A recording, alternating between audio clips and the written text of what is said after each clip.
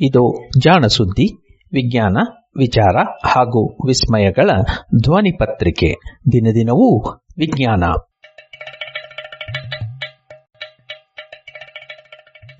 ಸಂಪುಟ 3 ಸಂಚಿಕೆ 332 ಆಗಸ್ಟ್ 19, 2020. ಜಾಣ ಜಾಣೆಯರು.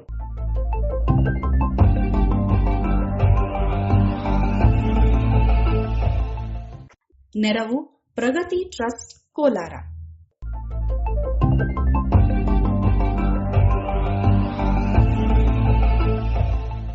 ಬ್ರಿಟಿಷ್ ಖಗೋಳಜ್ಞರ ತಾರೆ.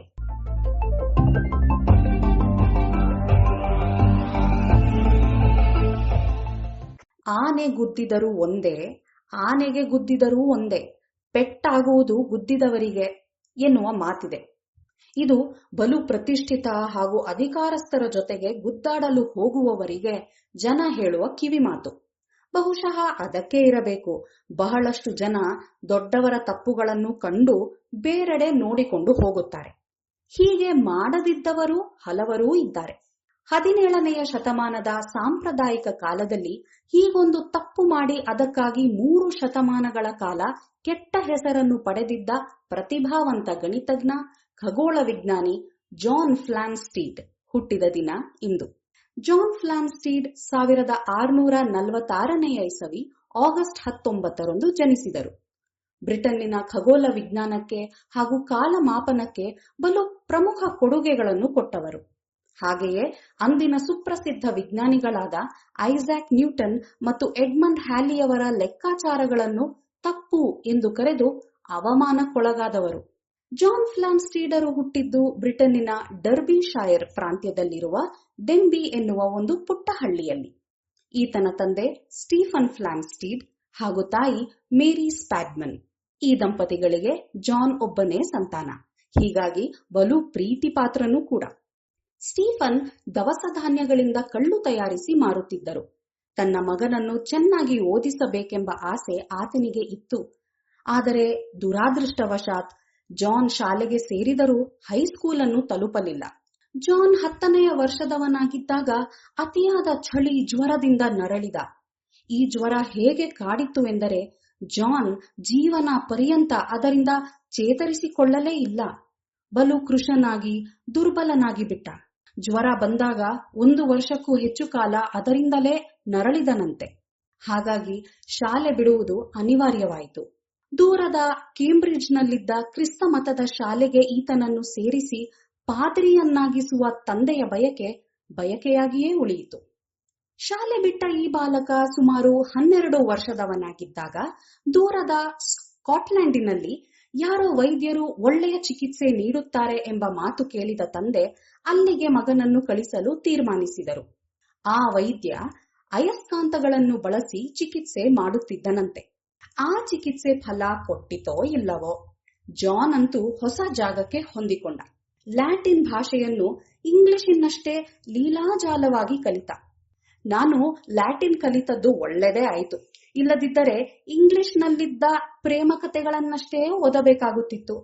ಲ್ಯಾಟಿನ್ ಕಲಿತಿದ್ದರಿಂದ ಶಾಸ್ತ್ರಗಳನ್ನು ಕಲಿಯುವುದು ಸಾಧ್ಯವಾಯಿತು ಎಂದು ಲ್ಯಾಟಿನ್ ಕಲಿತಿದ್ದರಿಂದ ತನಗಾದ ಲಾಭದ ಬಗ್ಗೆ ಒಂದೆಡೆ ಜಾನ್ ಹೇಳಿಕೊಂಡಿದ್ದಾರೆ.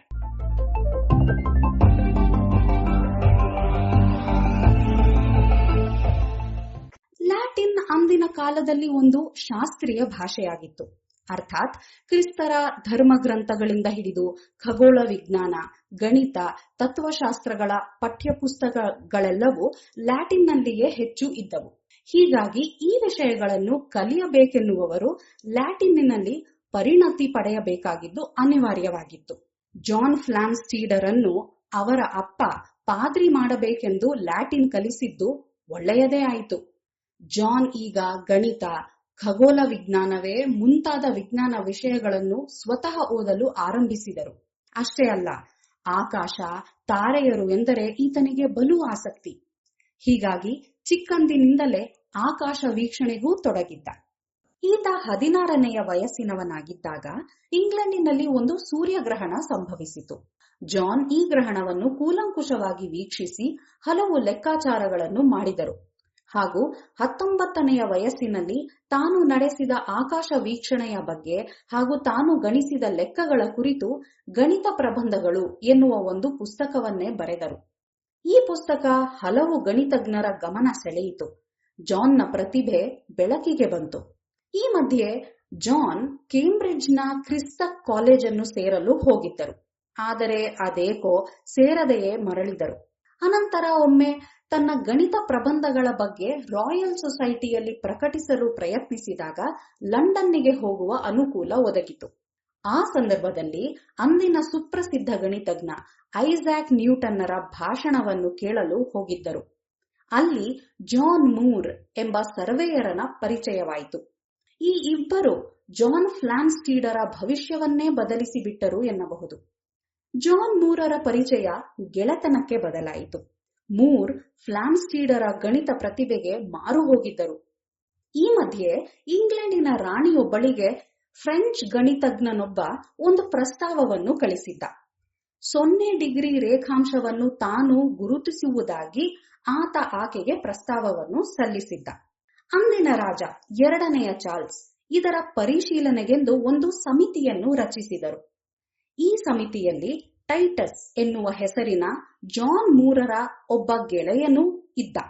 ಖಗೋಳ ವಿಜ್ಞಾನದ ಅರಿವು ಹಾಗೂ ಗಣಿತ ಪ್ರಜ್ಞೆ ಇದ್ದ ಜಾನ್ ಫ್ಲಾಮ್ಸ್ಟೀಡರನ್ನು ಜಾನ್ ಮೂರ್ ಈತನಿಗೆ ಸಹಾಯಕನನ್ನಾಗಿ ನೇಮಿಸಿದ. ಸಮಿತಿ ಎಲ್ಲಾ ರೀತಿಯ ಲೆಕ್ಕಾಚಾರಗಳನ್ನು ಮಾಡಿದ ಮೇಲೆ ಫ್ರೆಂಚ್ ವಿಜ್ಞಾನಿಯ ಪ್ರಸ್ತಾವ ಸರಿಯಿಲ್ಲ ಎಂಬ ತೀರ್ಮಾನಕ್ಕೆ ಬಂದಿತು. ಇದಕ್ಕೆ ಬೇಕಾದ ಗಣಿತವನ್ನು ಒದಗಿಸಿದವರೇ ಜಾನ್ ಫ್ಲಾಮ್ಸ್ಟೀಡ್. ಅನಂತರ ಇದೇ ವಿಷಯದಲ್ಲಿ ಚರ್ಚೆಗಳಾಗಿ ಇಂಗ್ಲೆಂಡಿನ ರಾಜರೇ ಒಂದು ಖಗೋಳ ಶಾಲೆಯನ್ನು ಸ್ಥಾಪಿಸಬೇಕೆಂದು ತೀರ್ಮಾನಿಸಿದರು. ಹೀಗೆ ಇಂಗ್ಲೆಂಡಿನಲ್ಲಿ ಖಗೋಳ ವಿಜ್ಞಾನದ ಕಥೆ ಆರಂಭವಾಯಿತು. ಆ ವೇಧಶಾಲೆಗೆ ಮೊದಲು ನೇಮಕಗೊಂಡವರೇ ಜಾನ್ ಫ್ಲಾಮ್ಸ್ಟೀಡ್. ಮುಂದೆ ಇದೇ ಸಂಸ್ಥೆಯನ್ನು ಉನ್ನತ ದೆಸೆಗೆ ಕೊಂಡೊಯ್ದ ಫ್ಲಾಮ್ಸ್ಟೀಡರನ್ನು ರಾಜ ಖಗೋಳಜ್ಞ ಎಂದು ನೇಮಿಸಲಾಯಿತು. ಈತ ಈ ಖಗೋಳ ವೀಕ್ಷಣಾಲಯವನ್ನು ಸ್ಥಾಪಿಸಿದ ಸ್ಥಳವೇ ಗ್ರೀನ್ವಿಚ್. 10 ಡಿಗ್ರಿ ರೇಖಾಂಶ ಇದೆ ಎನ್ನುವ ಸ್ಥಳ, ಅಂತಾರಾಷ್ಟ್ರೀಯ ಕಾಲಮಾನ ಆರಂಭವಾಗುವ ಸ್ಥಳ. ಇದು ಜಾನ್ ಫ್ಲಾಮ್ಸ್ಟೀಡರ ಕೊಡುಗೆ.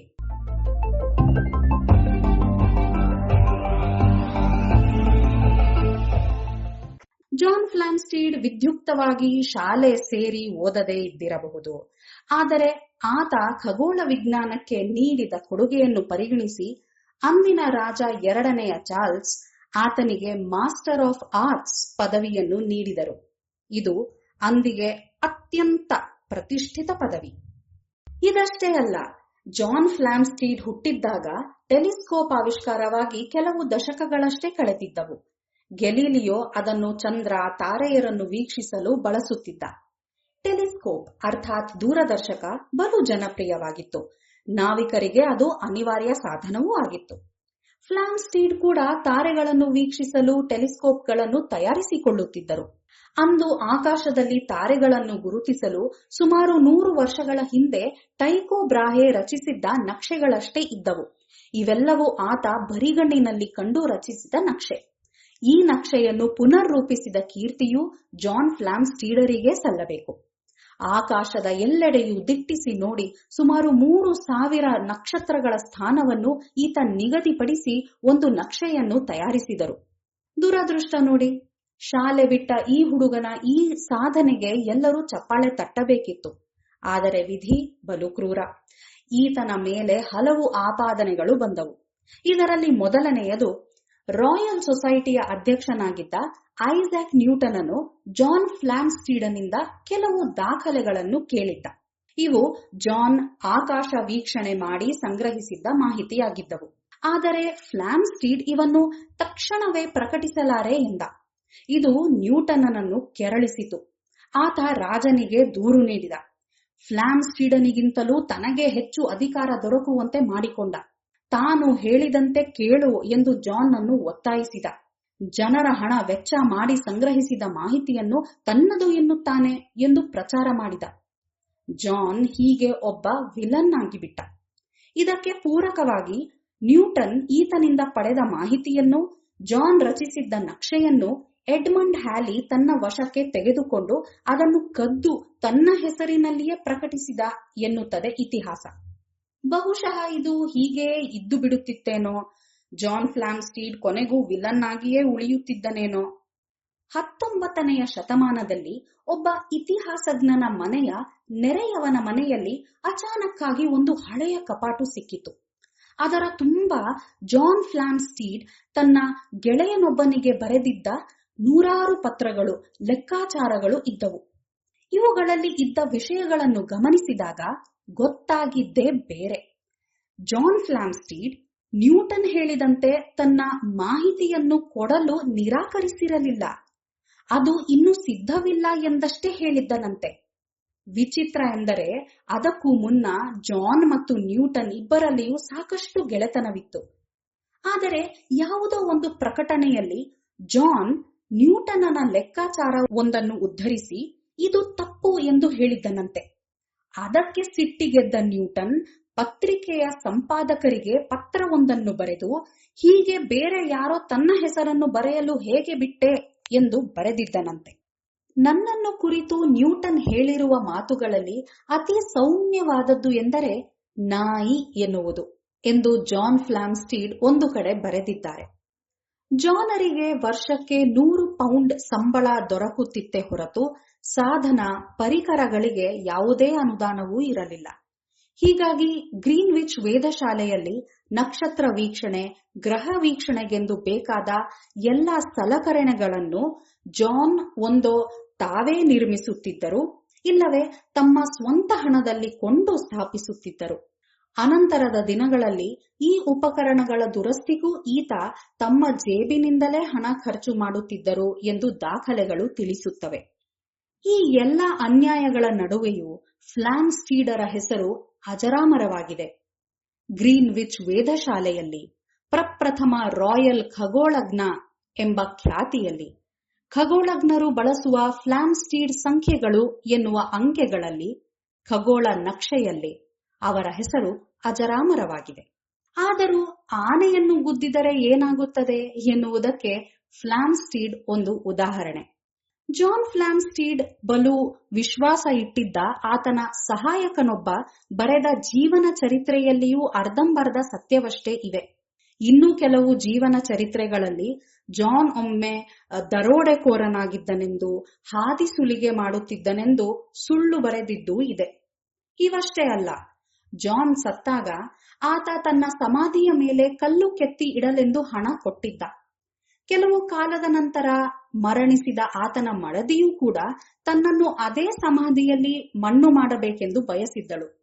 ಅವಳು ಕೂಡ 25 ಪೌಂಡ್ ಹಣವನ್ನು ಅದಕ್ಕಾಗಿ ತೆಗೆದಿರಿಸಿ ತನ್ನ ಉಯಿಲುದಾರನಿಗೆ ಕೊಡಬೇಕೆಂದು ತಿಳಿಸಿದ್ದಳು. ಇಷ್ಟಾದರೂ ಯಾರೂ ಕೂಡ ಸುಮಾರು 3 ಶತಮಾನಗಳ ಕಾಲ ಆ ಸಮಾಧಿಯ ಮೇಲೆ ಯಾವುದೇ ಸ್ಮರಣಿಕೆಯನ್ನು ನಿರ್ಮಿಸಲಿಲ್ಲ ಎನ್ನುವುದು ಸತ್ಯ.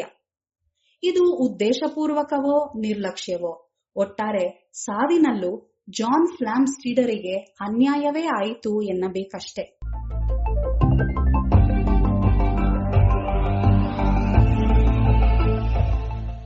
ಇದು ಇಂದಿನ ಜಾಣಜಾಣೆಯರು. ರಚನೆ ಶ್ರೀ ಕೊಳ್ಳೆಗಾಲ ಶರ್ಮಾ. ಜಾಣಧ್ವನಿ ಶ್ರೀಮತಿ ಲಕ್ಷ್ಮೀ ಬಿ.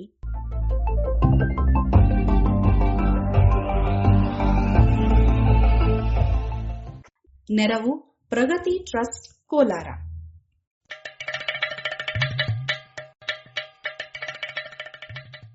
ಜಾಣ ಸುದ್ದಿ ಕುರಿತ ಸಲಹೆ, ಸಂದೇಹಗಳು, ಪ್ರಶ್ನೆಗಳು ಇದ್ದಲ್ಲಿ ನೇರವಾಗಿ 9886640328 ಈ ನಂಬರಿಗೆ ಕರೆ ಮಾಡಿ, ಇಲ್ಲವೇ ವಾಟ್ಸಪ್ ಮಾಡಿ.